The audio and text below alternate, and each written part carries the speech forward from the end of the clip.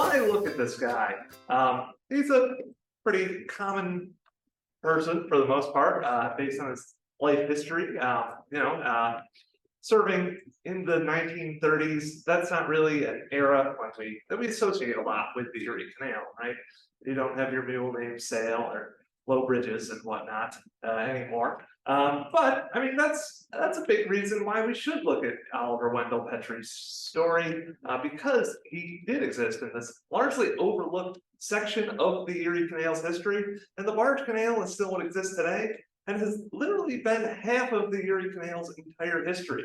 Opened in 1918, the Erie Canal itself began digging in 1817. So the barge canal gets short shrift a lot of the time, and Oliver helps us examine that a lot better. The other reason to look at Oliver Petrie is we have documentary evidence about his life. So it makes it a lot easier to do it. Oliver's family donated a collection of his artifacts to the Erie Canal Museum in 2017. That included his union booklet, his seaman's card, his discharge book, 6 letters he wrote to his wife, and what I find the coolest part of his collection, his recipe book, which has all the recipes he had on his canal boat. Also, his daughter Lois, though she wasn't alive for Oliver's voyages on the canal, is still alive and was able to give us a really interesting oral history as well about Oliver's life too. So that was great. So who is Oliver Wendell Petrie? Let's look at him and we can learn something about the canal in the 1930s. Oliver was born here, the booming canal port of Oswego, New York, on November 18th, 1899. So, as you aren't aware, hopefully you better be by the end of this talk. Oswego is an important port on the New York State Canal System. The very brilliantly named Oswego Canal branches up to it, connecting Lake Ontario to the larger Erie Canal system. This etching is from the 1800s. When you have your towpath era canal, this is largely what the city would look like when Oliver was born in 1899. And back then, the Oswego Canal went all the way into downtown Syracuse to the junction of those two canals at their Waylock building, which is incidentally where the Erie Canal Museum is located today. Oswego Street. Yeah, yep. Oswego Boulevard and Erie Boulevard intersect right there. That's where we are. Open 7 days a week, from 10 to 4. We have free admission. Anywho, this is where Oliver is born in 1899. He's born. His father is an alcoholic. From what we know about him, he essentially abandons the family at a pretty young age for Oliver Petrie, so he's largely raised by his mother. He's one of 8 children, though. His mom, we don't actually have her first name. Her last name was Engel, however. She raises these 8 children largely on her own, and we're going to see a number of values that she instills in the Petrie children as well throughout here. And one of those big values she instills, we can see in just his name. His full name is actually Oliver Wendell Holmes Petrie. Now, many people might be familiar with probably the more famous Oliver Wendell Holmes, who was the Supreme Court Justice. He's actually named after this man, Oliver Wendell Petrie, or Oliver Wendell Holmes Sr., the Supreme Court Justice's father. He was a noted author and poet in the 1770s and 80s, and apparently Oliver's mother loved reading. Most of her children are named after either book characters or authors themselves. So that's how Oliver gets his pretty unique name. Oliver, as we'll see later, develops an avid love for reading that he carries on in his life. So he gets that from his mother. Another important aspect of his childhood, I've already touched on it a little, was his father, who was an alcoholic. As a result, Oliver kind of learns the dangers of alcohol and would be a lifelong teetotaler, which will lead to some interesting stories later in his life. When we think about the canal, there's often this big association with alcohol with it, especially among the people on the waterway. So Oliver proves to be a unique character on the canals in that way. When I talk to his daughter, she always wishes there was a song called Oliver, the Teetotaling Sailor, about him. So someday someone will write that. But also because his father had dropped and abandoned the family, at a young age, Oliver was forced to drop out of school and began working in a variety of odd jobs. No one really knows for sure exactly, starting as a young teenager, largely. Not a ton else is known about Oliver's first kind of 30 years of his life. We don't have a lot of record. What we do know is that in 1929, he meets Helen Campney, also a resident of Oswego. She too had had a pretty rough childhood. She had had to drop out of high school herself and had gotten work in a woolen mill powered by the Oswego River. If we go back, there's actually two canals in Oswego.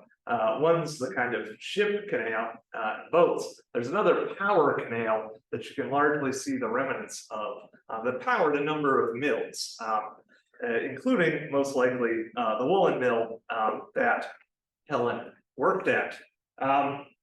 Together, the three, they would live in, or the two, excuse me, would live in Oswego their whole lives, with the exception of when Oliver's on a canal boat, as we're rapidly approaching.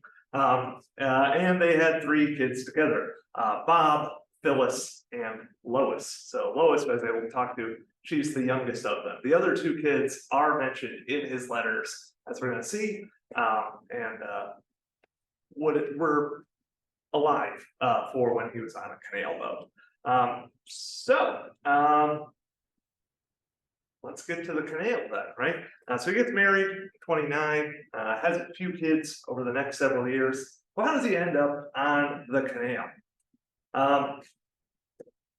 Like I said, not a lot's known about Oliver. It's presumed that at some point in time, he must have learned how to cook somewhere, doing one of these various odd jobs he's doing to support himself and his family. But no one really knows where. But anyway, on July 14th, 1937, at the age of 38, Oliver is going to join the International Brotherhood of Boilermakers, Iron Shipbuilders, Blacksmiths, Forgers, and Helpers, Local 175 in Oswego.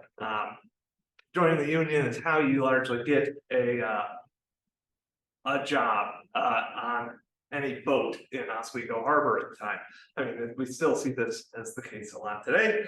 So he joins that union on the dock side in Oswego, and they start trying to find him work. And on his papers, he is listed as a helper. And for his whole career, he is going to serve as a cook. And he will eventually be hired by the Federal Motor Ship Company.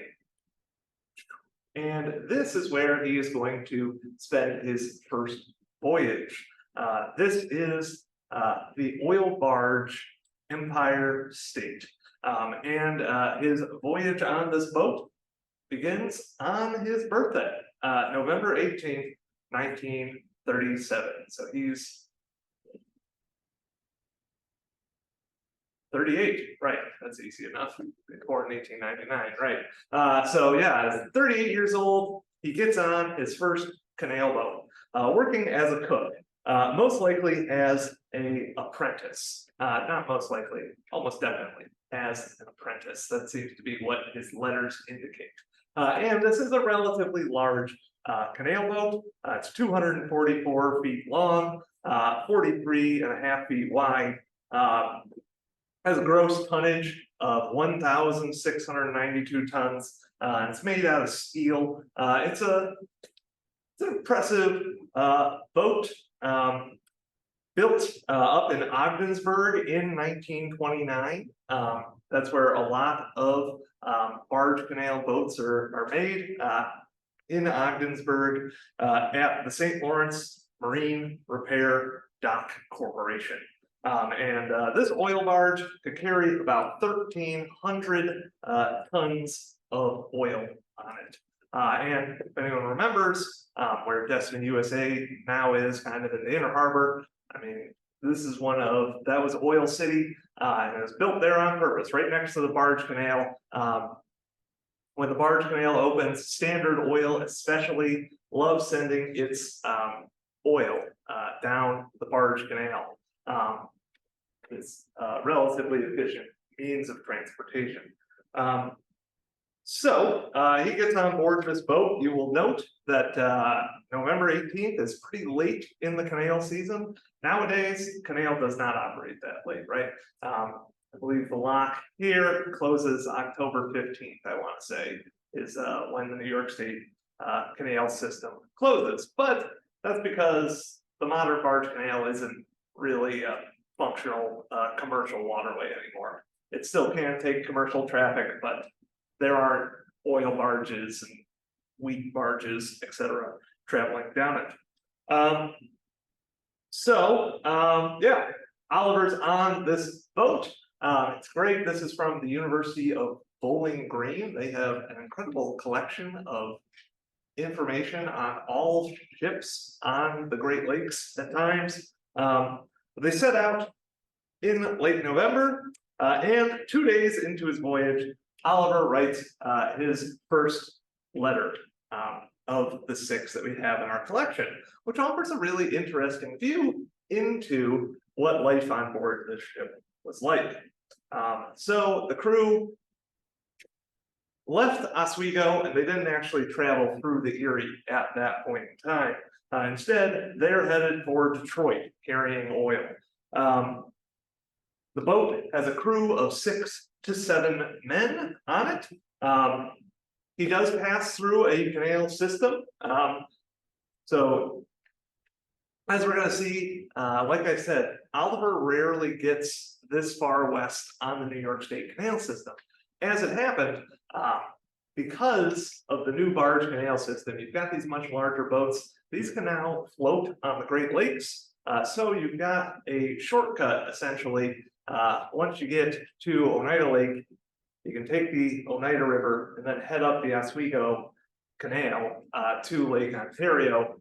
Then say you can go a lot faster on the lakes than you can on the canals. So you take that over here. This is the Welland Canal system. So that's on the other side of the Canadian border, and the Niagara River from New York and its canal system. This is how you surmount the Niagara Escarpment these days between Lake Erie and Lake Ontario. And Oliver talked about he was very impressed by the Welland's flight of canals. Each of these locks is 75 feet in elevation it overcomes. For context, Lock 24 is about 12.5 feet, I believe. So these things are gigantic. I mean, they're going over Niagara Falls, essentially. So yeah, you can see why he was impressed. And you can see, again, the speed that these boats can travel now. They get from Oswego, they're in the middle of Lake Erie, from what his letter seems to purport, or at least around Cleveland, perhaps.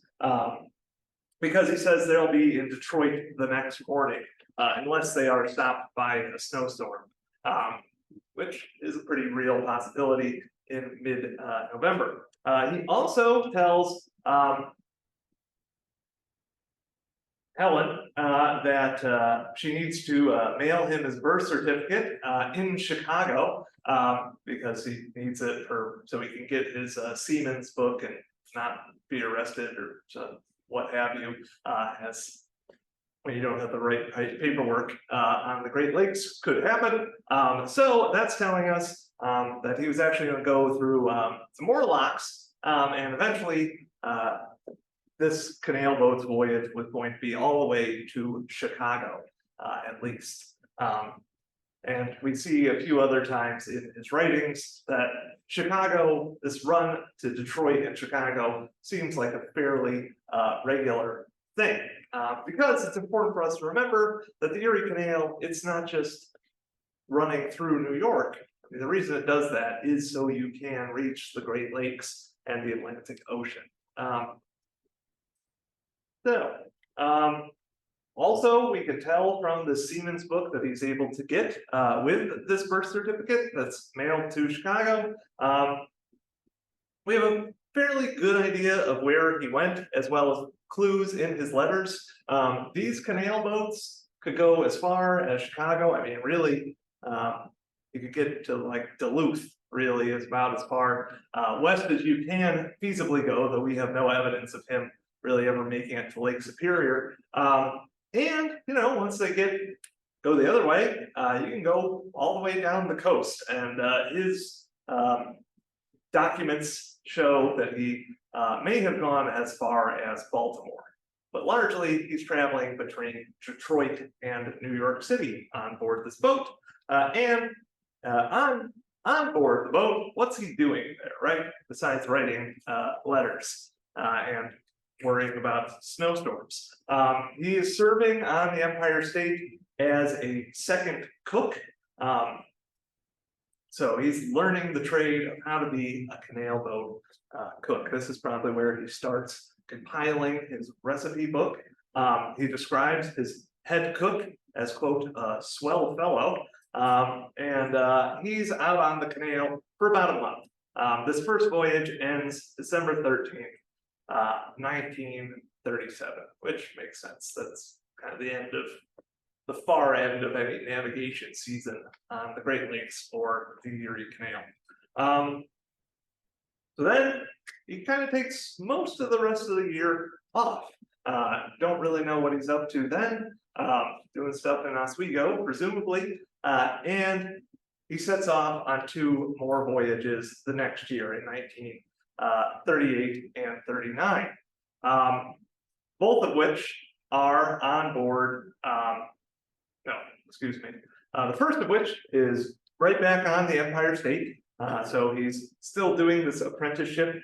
He gets on earlier in the season, though. Gets on that ship September 3rd, 1938, and will disembark then December 7th, 1938.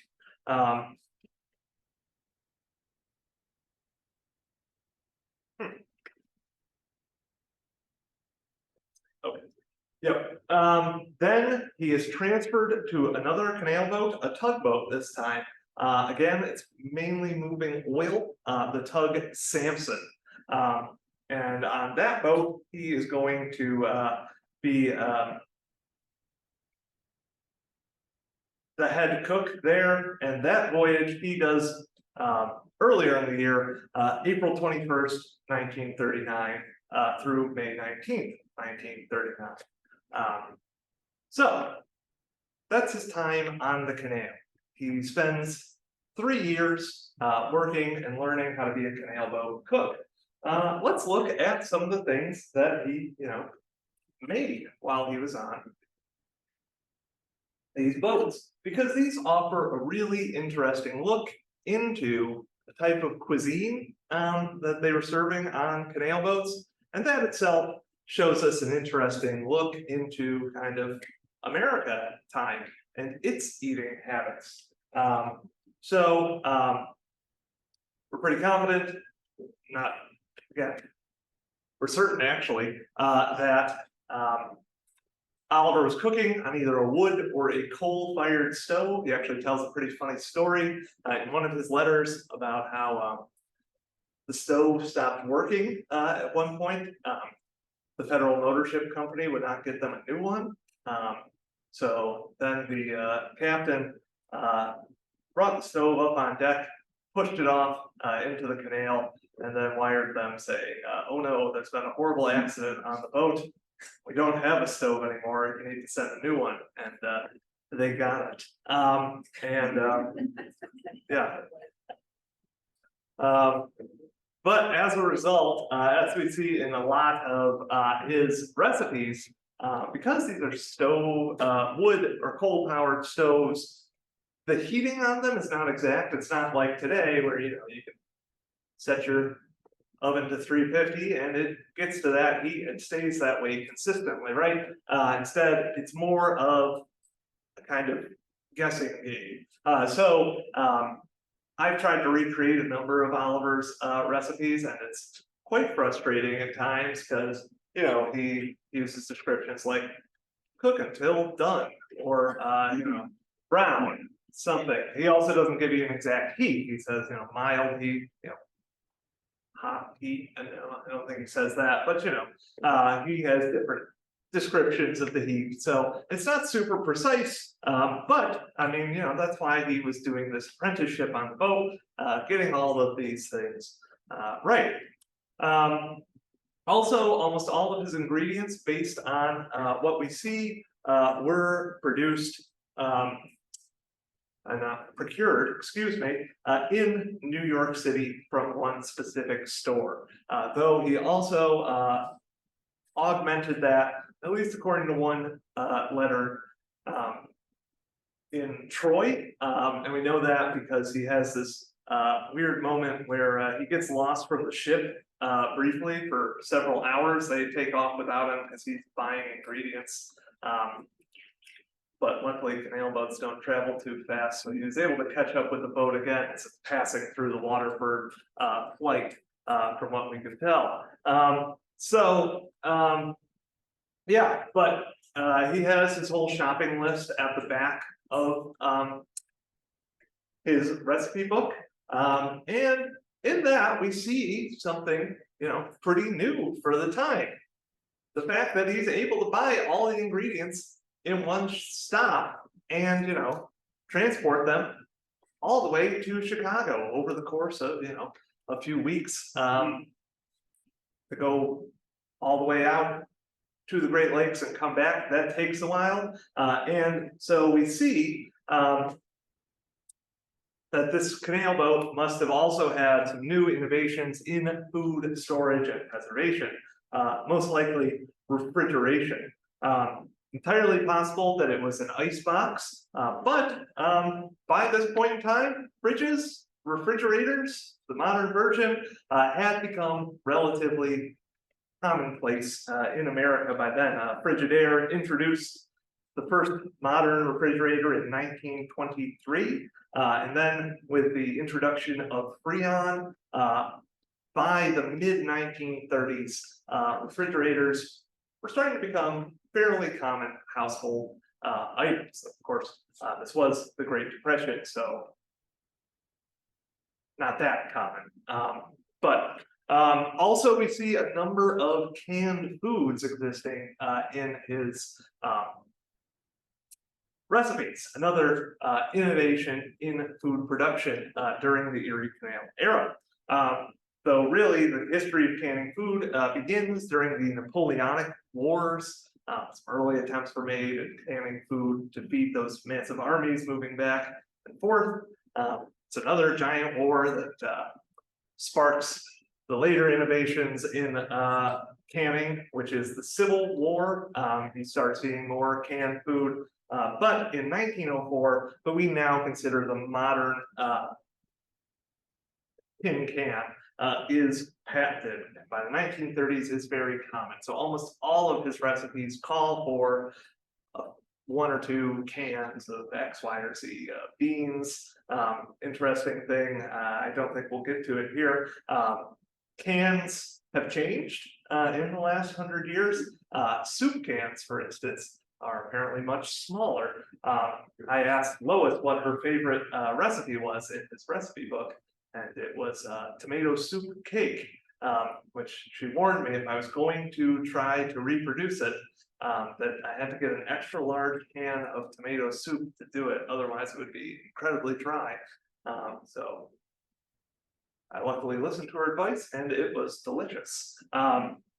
But also, the other important thing to note about a lot of these recipes, yes. Yes. Do you know the name of the store there, City, or We don't, unfortunately. Yeah, the other important thing to note is a lot of these things that Oliver is cooking, they're soups, stews, kind of easily baked meats, etc. The way Oliver described his cooking was quote unquote home style. From that name, I mean, you can tell that the stuff that he's cooking is largely what people are eating in the average American home in the 1930s as well. And how they're cooking it too, right? These are, for much of human history, I mean, that's a large part of what we've been eating, is stews, soups, and like roasted meats. We didn't have air fryers yet, right? Yeah, but we can also see, if we take this concept of he's eating home style, the different kind of cuisines that are starting to enter common American homes, like the one we have here. This is a recipe. This is one of my favorite recipes he has for chili con carne. This is an actual one that me and my soon-to-be wife, we make this fairly regularly. Yeah, and the chili con carne, of course, is a Mexican dish, and it shows the profound influence by this point immigration is starting to have on American cuisine, because this is far and away not the only immigrant-inspired dish in the cookbook. Also in there, you've got Hungarian goulash and chopped suey. But let's look a little closer at chili con carne, because it's a fascinating story that can tell us again a little bit more about the world in which Oliver lived.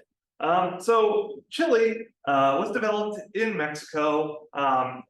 There's kind of really old indigenous recipes that are similar to chili. Then once the Spanish arrived and introduced modern livestock, the meat gets added into those domesticated animals. So this dish evolves over the next several hundred years, reaches Texas via Mexican immigrants, especially closer to the Mexican-American border, specifically in San Antonio, Texas. Chili con carne takes off, it's pretty popular, and it explodes all over America here. This is the Chicago Columbian Exhibition, done in 1893 to honor the 400th anniversary of Columbus. This is a hugely significant moment in American history. It's this major World's Fair. A number of important things will occur here. The first Ferris wheel is displayed here. Frederick Jackson Turner has his famous frontier thesis, which I won't get into too much, but it's kind of like the era of pioneering American is over because we've closed the frontier, quote unquote. In food history, it's an incredibly important moment. This is where Americans are introduced to brownies, cream of wheat, Quaker's oats, Aunt Jemima pancakes, juicy fruit gum, all make their debuts at this fair. It is also where a gentleman by the name of Milton Hershey purchases his first chocolate making machine, which he will bring back with him to Pennsylvania. And Milwaukee's Pabst Brewing Company wins a blue ribbon for the best beer at the Columbian Exhibition. They keep that blue ribbon on their cans to this day. So important moment overall in food history, yes. What year was that? 1893. Yes, so you can tell the high quality that is past blue ribbon. I always thought that was just selling. I didn't really. Oh yeah, no, they earned their blue ribbon. Yeah, but in the context of our story, the Columbian exhibition is important because every state has their own kind of booth at the fair, and Texas has one with food served by residents of San Antonio, and they bring chili with them, and that is the breakout hit of the fair. There become chili parlors, especially all over the Midwest, emanating out from Chicago. But by the 1930s, chili con carne is this national dish, and we can clearly see that in Oliver's story, right? Another dish that we have in there is chop suey. This has relatively hazy origins. It seems to, there's not really actual chop suey in Chinese culinary culture. However, it develops in San Francisco ish area during the gold rush. It appears the Chinese community in California develops it, and by the 1870s, 1880s, it has become a nationally well-known dish. This is a fine Chinese or chop suey restaurant in Chicago, right? No, New York City. So we can see it's chop suey spread across the country. This is around 1910. So, you know, it's become a major part of American food stuffs. The other cool immigrant dish we have, he's got goulash. Goulash originated in the 9th century among Hungarian shepherds in the mountains, in the Alps, not the Alps, I think it's the Carpathians, right? Very different than the goulash that a lot of us might know today. It's more of a stew. But goulash is brought over. This is a group of Hungarian immigrants marching in, again, the 1910s or 1920s in Washington, D.C. That's from the Library of Congress. And the modern American version of goulash that we kind of know, which is more of what Oliver's cooking in his book, that is invented in 1914, it's estimated. So yeah, we can see these different influences on Oliver's cuisine that he is making. All right, but let's look a little bit more at his time on board the canals, or on the canals, right? And what other insights we can find outside of this recipe book. So this is the famous canal boat Urger. You can see it today, actually. You go up River Road to the Lysander Canal Shops. It's dry docked at the moment. But anyway, like I said, Oliver ends his apprenticeship after his 1938 season and ends up working on another Erie Canal tugboat. The Urger is from the 1920s originally, it put in, so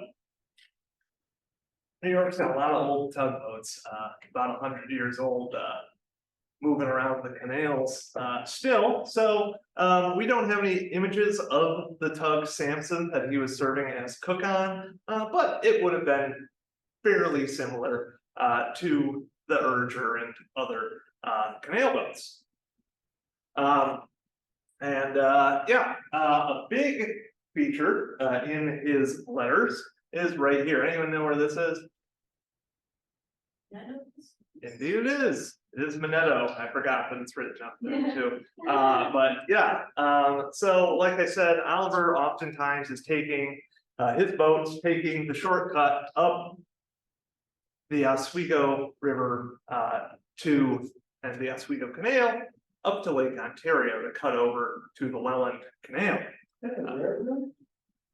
Yes, so largely railroads are built pretty much parallel to the canal. The geography just makes sense all the time.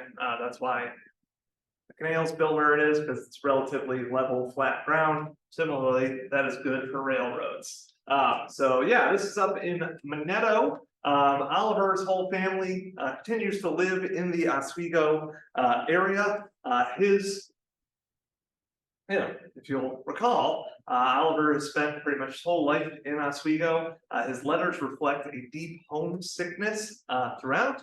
And Minetto is kind of where, when they pass through this area, is where he gets to overcome that from time to time. He also, we can tell, has a lot of spare time on his books whenever he's here. His brother Fletcher always drops him off books to read on board the boat. Like we said, Oliver has this lifelong love of reading, but also sometimes his family goes to meet him at the Minetto locks as well. This area will play an important part in his life later as well. But most of his letters, so I said we have 6 letters.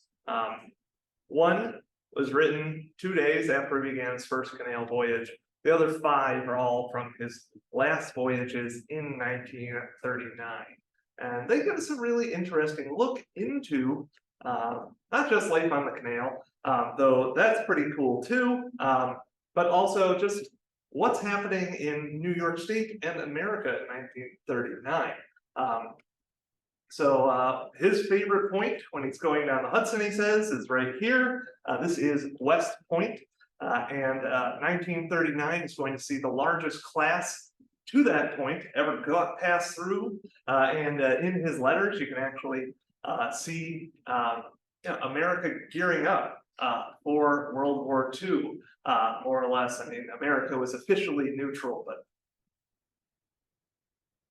plenty of people saw the writing on the wall. He describes West Point as looking like a castle in the sky, which it does. It's pretty imposing there on the shores of the Hudson River. And he also gives us really amusing anecdotes. Here's Oliver later in his life cooking at home, but some amusing anecdotes about life on a canal boat. So they're all heading down to New York City. Like we said, he's the teetotaler of the crew, and no one else has his moral scruples about drinking. So it's actually his job to round up all the drunks when they reach New York City. And sailors do as they are wont to do when they reach a port.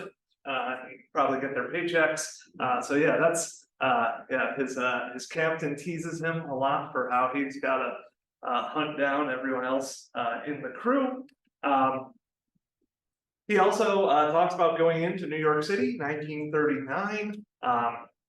That is when this is occurring, and he sees it going on. This is the World's Fair in 39, going on in Queens. He tries to go see it himself. It wouldn't be a super successful World's Fair. He didn't know that yet. He's writing in I believe it's his last voyage is April 21st through May 19th, 1939. So the fair had just opened up when he passed through and visited. It would be not a particularly successful World's Fair because a couple months later, Germany invades Poland, and most of the world's not heading to fairs anymore. Though the World's Fair would be important in saving a lot of cultural history, very interestingly. This World's Fair, a number of very valuable Polish artifacts were on display for the world to see, and so they get preserved here. An original copy of the Magna Carta is at the World's Fair, so it survives the Blitz and everything.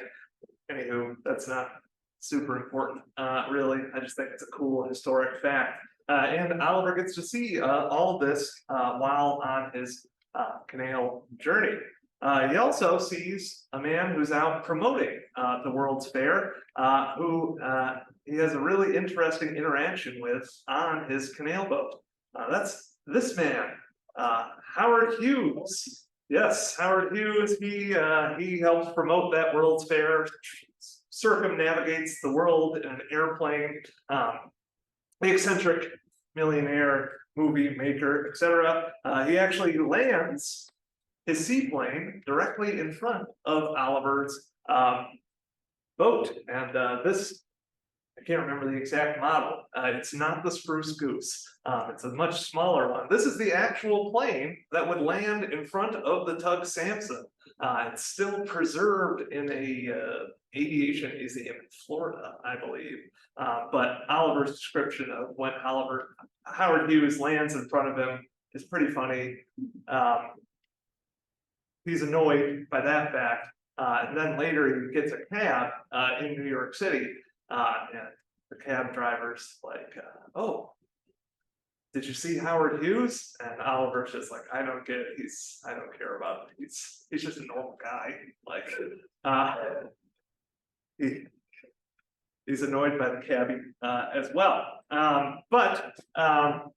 Yeah, so he meets Howard Hughes while he's out on the canal boat. He also sees this massive German ocean liner that's parked in the harbor. The Kaiser Wilhelm, it's parked there. It's kind of a German cruise ship. So you can see kind of the interesting world that was New York Harbor at the time. It's got, you know, these celebrities in it. It's got these fascinating, like this is supposed to be like the future city, right? Happening while you've also got, you know, canal boats moving back and forth. Right on the other side of the harbor, kind of several hundred-year-old technology, right? Contrasting against each other. But we also have seen in the last several things we've discussed, kind of the beginning of the end of Oliver's career on the canals. So, like we said, Oliver was desperately homesick the whole time he's on the canal boats. He loved his family and always wanted to get back to them. I locked on it, right? No. When did I start? Oh, okay. It's like, wait a second. Got it. Okay. So I am on schedule. I thought I'd either gone a full 15 minutes over my hour or had only been talking for 15 minutes. Which didn't seem right either way. But anyway, so he's very lonely on his canal boat. You know, probably is not drinking with the rest of his sailor buddies. You know, probably left him a bit out of the loop there too. Reads a lot of books, writes a lot of letters from what we can tell.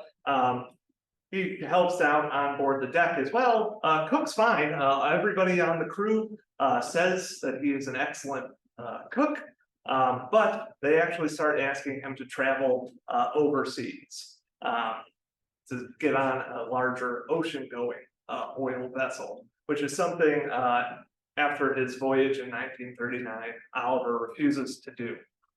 Smart move. The waters of the Atlantic Ocean are about to get much more dangerous to take a canal boat or any sort of boat through. I don't know if that played a factor in not wanting to ship out to sea, but he retires from the canal after his third voyage on the tug Samson. However, the canal is still going to play kind of a front seat role in the rest of his life. As far as we know, he never actually goes back onto the waters of the canal. He doesn't own a boat or anything. He actually never even gets a driver's license to travel anywhere for the rest of his life. He either walks, takes a bus, or gets a taxi. His wife also does not have a driver's license, as his daughter always noted. They took a taxi to the grocery store, and then they'd walk to church on Sundays. That was most of their big travel. And occasionally, he would take the kids up to this lock. This is the Minetto lock that we recently talked about. This is where he got his books from his brother at. So they'd go visit the locks occasionally, but he would never really talk about his time on the canals at all. It's kind of an era of his life that he just kind of compartmentalized seemingly and didn't talk about much. However, it's only compartmentalized so much because he gets a job right here. This is Union Mills, which are in Minetto. They made things like sidings for buildings and whatnot. He spends the next 30 years of his life working at this factory here, which is a pretty good job. This is interesting. Oliver may be in this picture somewhere in this crowd. This is from the late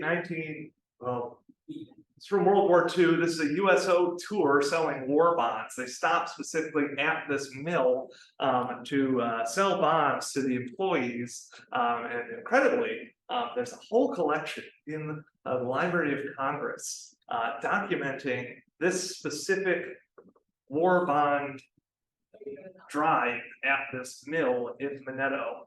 So somewhere in this large crowd of people is most likely Oliver Wendell Petrie, looking at, I don't know, buying war bonds of some sort. Yeah, this is early in his career, but like I said, he spends the next 30 years at the job before he retires there. That is not the only way he made money, though. He also became Oswego's largest purveyor of gladiolas. That was his kind of big side job. He had several acres of gladiolas. Lois, his daughter, fondly remembered, sort of fondly remembered, you know, the way my grandfather remembers growing up on a farm. Remembers at least, you know, going out, you know, a lot of days helping their father gardening gladiolas. Yeah, helping sell them. This is actually a postcard in our collection of gladiolas in Syracuse from a bit earlier. So that's another large part of Oliver's career is growing and selling gladiolas. The other major thing in his life is this. This is the Episcopal Church in Oswego. He becomes a vestryman. He also sings in the choir. It's a very musical family, from what we can tell. His wife played piano at St. Luke's, I believe. He's an evangelist. And he actually, when he passed away, was writing a history of the Episcopal parish in Oswego as well. Like I said, he loved learning, and he loved reading, so looking into history is interesting. So the other thing you might be asking is, well, what happens to his cooking career, right? Does he carry that on after he leaves the canal? The answer is seemingly no, not really. His wife, Helen, pretty much did all the cooking at their house except on Sundays. Oliver would cook their Sunday dinner. And Lois always said that was a treat. She also did not understand why her father didn't cook because she said her mother's specialty was burnt potatoes. So yeah, but Oliver has a pretty long life after the canals, retires from Union Mills, and finally would pass away in mid-60s of a heart attack. His Helen, his wife, would live into the 1990s, and like I said, his daughter Lois, as far as I'm aware, is still alive, though I haven't talked to her in a couple of years. But yeah, so that is the story of Oliver Petrie, canal boat, cook, albeit briefly, and yeah, we can see the world that is the 1930s. Yes. Can we get his recipes? Yes, you can. That's a great question. We found out, I did all this research on Oliver while researching Erie Eats, his history of the Erie Canal and food. We published a book, found it. In the back, there are a large selection of his recipes.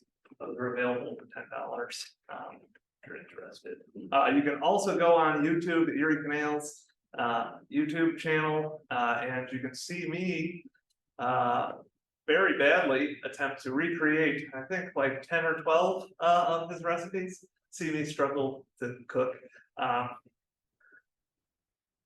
As best as my mom can tell me how to do it correctly over the phone.